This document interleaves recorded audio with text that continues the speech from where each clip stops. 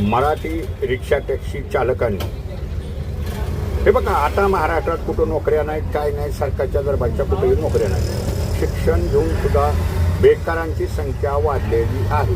हे कुणीही विसरू नका. काम नाही, धंदा नाही, या व्यवसायावर परराज्यातली लोक अतिक्रमण केलेले आहेत.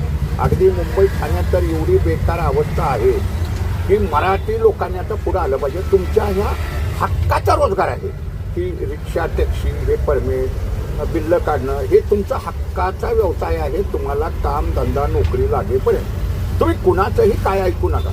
तुमच्याकडे लायसन बिल्ला आहे, नसला तरी लायसन बिल्ला काढा आणि रिक्षा किंवा टॅक्सीचं परमिट काढा आणि मीटरनं व्यवसाय करा. मी तर तुम्हाला असं म्हणणारच नाही की कायमची रिक्षा चालवायची आहे. 5 वर्षासाठी तो परवाना दिला जातो आणि मग तुम्ही तुम्हाला कामधंदा नोकरी लागेपर्यंत आपली स्वतःची रिक्षा टॅक्सी चालवा आणि तुमचा कामधंदा चालवा. जर तुम्हाला कुठे सरकारी नोकरी लागली किंवा अन्य व्यवसाय निर्माण झाला तर तो परवाना सरकारला जमा करून टाका. आरटीओला जमाच करायचा असतो, तो काळ्या बाजारानं कुणाला द्यायचा नाही. आणि आता तर त्या ऑनलाईनमुळं जेवढे नोकरीवाले आहेत त्यांचं आधार OTP द्वारे हे सगळं दिसणार आहे.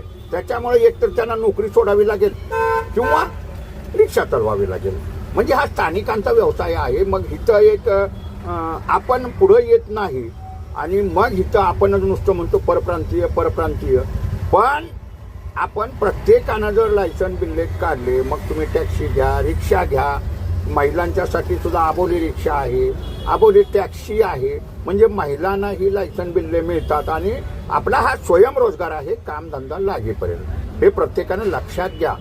बेकारीला जर घटवायचं असेल तर प्रत्येक मराठी तरुणानं रिक्षा टॅक्सीचा परवाना हा तुम्हाला सहज मिळतो.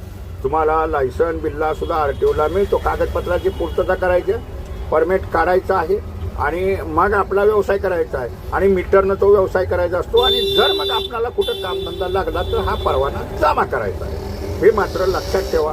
पण असं मी नाही रिक्षा चालवणार, ते काय आपलं काही काम आहे का असं म्हणून तर हे परप्रांतीय लोक ह्याच्यात घुसलेली आहेत, त्यांच्या लॉबी झालेले आहेत. मुंबई ठाण्यातली एवढी बेकार अवस्था आहे.